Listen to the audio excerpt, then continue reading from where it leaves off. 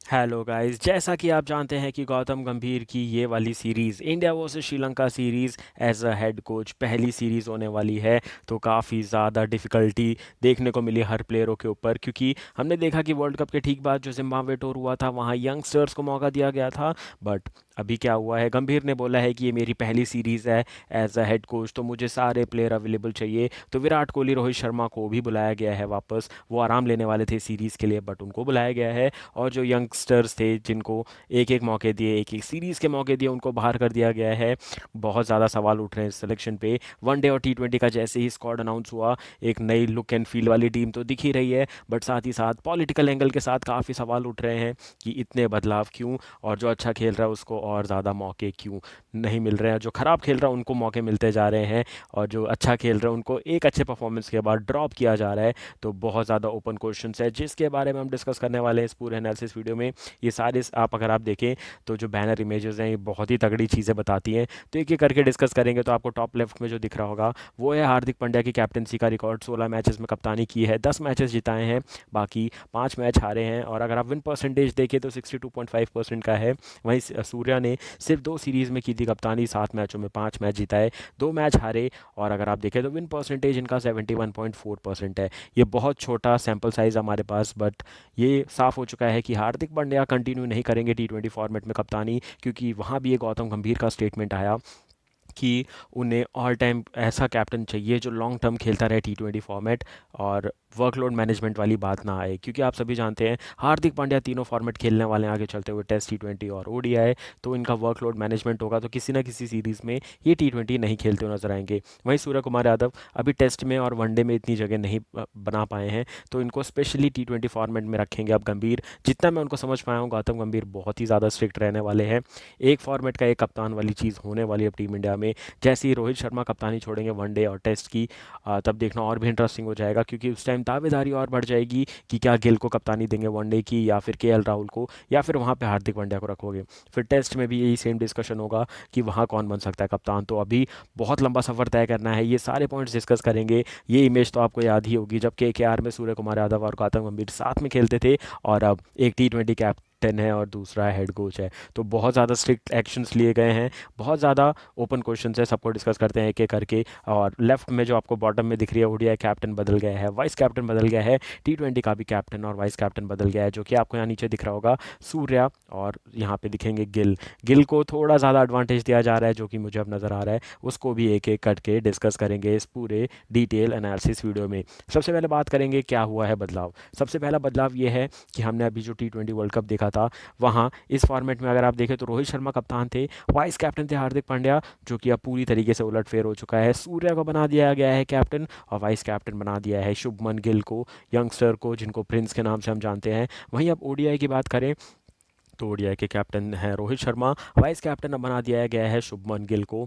कुछ टाइम तक के लिए हार्दिक पांड्या भी थे, और जब हार्दिक नहीं तो सूर्य थे वाइस कैप्टन।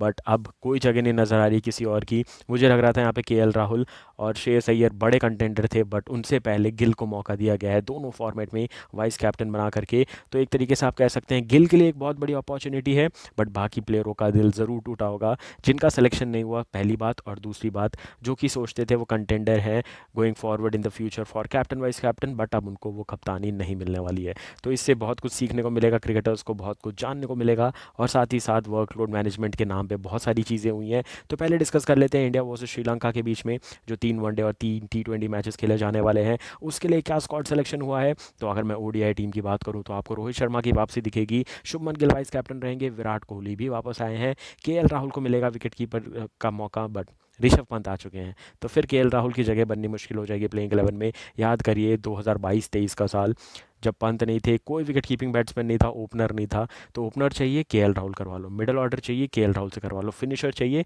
केएल राहुल से करवा लो, प्रॉपर विकेट कीपिंग बल्लेबाज चाहिए केएल राहुल से करवा लो। केएल राहुल ने बहुत डिपेंडेबल काम किए हैं, बट पंत के आते ही सब उनको ओवर कर देंगे, और देखना उनकी फिर वही टाइम होगा कि फिर से उनकी जगह बननी मुश्किल हो जाएगी प्लेइंग 11 में।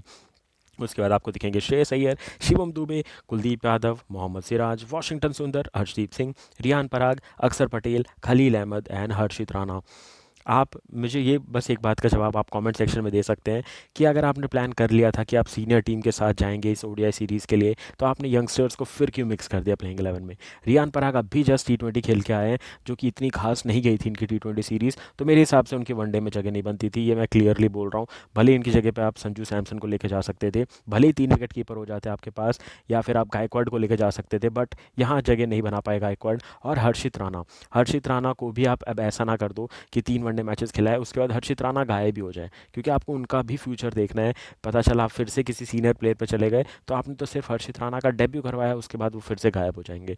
तो ये थोड़ा मिक्स एंड मैच वाली चॉइसेस हो रही है, जो कि मुझे खासकर पसंद नहीं आई ओडीआई के स्क्वाड में। वहीं अगर मैं बात करूँ टी के स्क्वाड में, तो यहाँ पे आपको सूर्या दिखेंगे कप्तानी करते हुए, शुभमन गिल दिखेंगे वाइस कैप्टन, यशस्वी जायसवाल, ये तो रहने ही वाले हैं। देन रिंकू सिंह, फिर यहाँ पे रियान पराग की जगह बन गई, जो कि अभी मेरे को लग रहा है काफ़ी जल्दी है इनको ज़्यादा बैक टू बैक मौके देने के लिए। मैं तो सोच रहा था 2026 के वर्ल्ड कप में जब विराट, रोहित और नहीं मिलेंगे आपको रविंद्र जाडेजा, तो आपको सीनियर प्लेयर चाहिए होंगे, तो हार्दिक, सूर्या, देन सैमसन, इन तीनों को के इर्द गिर्द टीम बननी चाहिए, बट वैसा देखने को हमें नहीं मिलेगा। मैं चाहता पर्सनली तो रियान पराग की जगह पे संजू सैमसन को चाहता है यहाँ पे, बट होगा क्या?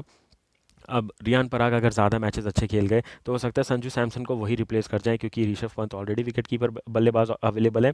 तो विकेट कीपर प्लस बल्लेबाजी थोड़ा और डिफिकल्ट ऑप्शन हो जाता है संजू सैमसन के लिए, क्योंकि उनके लिए वैसे ही बहुत ज़्यादा कंपटीशन है। पहली बात तो वो ओपनर थे, वहाँ कंपटीशन था।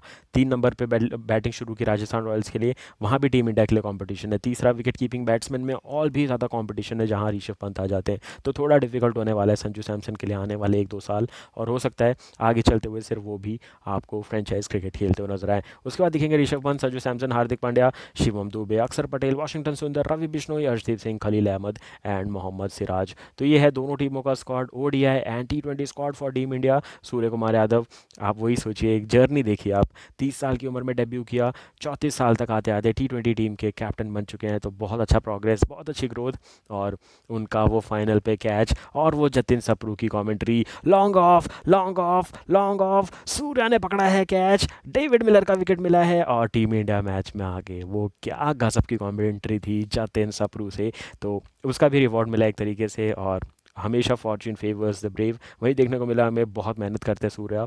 तो एक फॉर्मेट के प्लेयर रहेंगे तो भी कोई दिक्कत नहीं है, ज़रूरी नहीं है उनको टेस्ट और वनडे सब खिलाओ। टी में अगर वो स्पेशलिस्ट हो गए, तो वो टीम इंडिया को एक नई हाइट्स पे लेके जा सकते हैं। अब जो आप सभी ने कमेंट सेक्शन में सवाल पूछे थे, उनको एक एक करके पिक करते हैं। तो उसमें सबसे पहले मैं आ जाता हूँ सेंटर में डिस्कस करेंगे गायकवाड और अभिषेक शर्मा के बारे में। दिल टूटता है, बुरा लगता है सबको, और ये सही में अब थोड़ा सा समझना पड़ेगा कि क्या चल रहा है बीसीसीआई के, गंभीर के, और बाकी जब रोहित कैप्टन बन रहे हैं उनके दिमाग में, या फिर सूर्य जब कैप्टन बन रहे हैं उनके दिमाग में। आप अभी वही देखिए, ऋतुराज गायकवाड कितने अच्छे फॉर्म में थे अभी जिम्बाब्वे वाली सीरीज़ में, उनको मैच के बीच में निकाल के रियान पराग को मौका दिया गया था। वो भी मेरे को लगा था एक गलत डिसीजन है। ठीक है, आप मौके देने के लिए दे रहे हो, बट गायकवाड की जगह पे कोई और भी निकल सकता था, बट नहीं हुआ, गायकवाड को टीम से निकाला गया। एंड उसके बाद अभिषेक शर्मा जिस मैच में 100 बनाई, उसके बाद से उनको ओपनिंग पहली बात तो गई, क्योंकि जायसवाल ओपनिंग करने लग गए, 3 नंबर पे उनके स्कोर नहीं बने, और अब वो स्क्वाड से ड्रॉप हो चुके हैं। तो सिर्फ डेब्यू करवाया उनको जिम्बाब्वे सीरीज़ में, फिर ड्रॉप कर दिया। उसके बाद डिस्कशन, जो सबसे बड़ा पॉइंट ऑफ डिस्कशन था, हमने सोचा था अगर हार्दिक पांड्या का वर्कलोड मैनेजमेंट कर रहा है, तो इनको भी सिंगल फॉर्मेट प्लेयर बना दो, सिर्फ टी खिलाओ, या फिर मैक्सिमम वनडे टेस्ट से बाहर रखो। बट वर्कलोड मैनेजमेंट के नाम पे हुआ क्या, पूरा पासा पलट दिया गया है, सूर्य कुमार यादव को दे दी गई है कप्तानी। तो मैं आपको जो रिकॉर्ड्स बता रहा था, तो पहले बात करते हैं हार्दिक पांड्या के परफॉर्मेंस की एज अ कैप्टन। उनने 16 मैचेस में कप्तानी की है, 10 मैचेस जिताए हैं, 5 मैच हारे हैं, जहाँ पे आप देखेंगे तो नो रिजल्ट, या फिर जो बारिश में रद्द हुआ उसमें एक मैच था।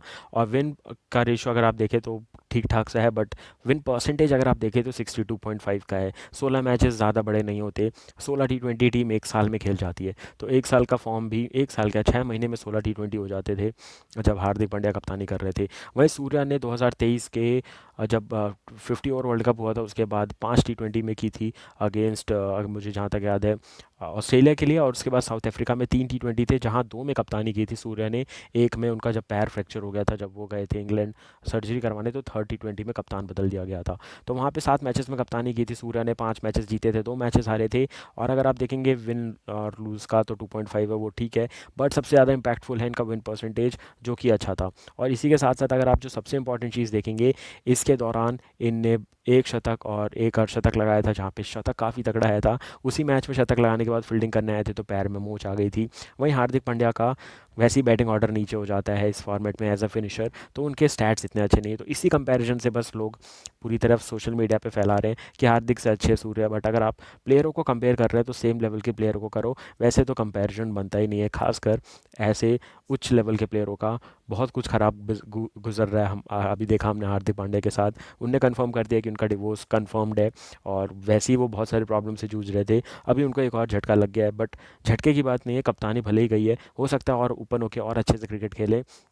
और अगर आप देखें, अभी रोहित शर्मा कप्तान है, वो मुंबई इंडियंस में है। सूर्य कुमार यादव कप्तान है, वो मुंबई इंडियंस में है। और हार्दिक पांड्या सिर्फ अब मुंबई इंडियंस के कैप्टन रह गए हैं। तो अभी देखते हैं T20 क्रिकेट कैसा चलेगा, खासकर इंटरनेशनल लेवल पे। और अब आईसीसी टूर्नामेंट्स में कैसे खेलेगी टीम इंडिया, साथ ही साथ अब आईपीएल कैसा दिखेगा, क्योंकि इस साल आईपीएल में भी मेगा ऑक्शन होने वाला है। जहां अभी अमित मिश्रा ने एक पॉडकास्ट में बोल दिया कि अब लखनऊ भी एक नया कैप्टन देखेगा, तो वहाँ से केएल राहुल भी जाएंगे। केएल राहुल की यहाँ जगह नहीं बन रही, तो बहुत ज़्यादा सिचुएशनल चीज़ें हो चुकी हैं। मज़ा आने वाला है आगे T20 में, देखने में क्या कुछ घटने वाला है। एक और जो तगड़ी चीज़ मुझे समझ में आई वो ये था कि संजू सैमसन जब 100 मारे थे, उसके बाद उस सीरीज़ के बाद उनको ड्रॉप किया था। ये था साउथ अफ्रीका के बारे में। उसके बाद अभिषेक शर्मा ने सेंचुरी मारी जिम्बाब्वे में, उनको ड्रॉप कर दिया गया। और इन फॉर्म ऋतुराज गायकवाड को ड्रॉप कर दिया गया। तो ये तीन बड़ी हेडलाइन है जिस पे बहुत सवालिया निशान लगे हैं। अभी जैसा परफॉर्मेंस, श्रीलंका से सीरीज़ है तो मेरे को ज़्यादा दिक्कत नहीं है, बट अगर ये selection Australia, England, south Africa ऐसे देशों के सामने होने लग गया तो ये बहुत बड़ा कंसर्न है, क्योंकि वो अपनी बेस्ट टीम उतारेंगे तो आपको अपनी भी बेस्ट टीम उतारनी पड़ेगी। तो ये था कुछ डिस्कशन जो कि आप लोगों ने डिमांड की थी वीडियो की, तो मैं लेकर के हाजिर हुआ था। मिलूंगा बहुत जल्द आपसे आने वाले गजब के बैक टू बैक मैचेस के डिटेल एनालिसिस प्लस ड्रीम 11 की टीम के साथ। तब तक के लिए thank you and bye bye.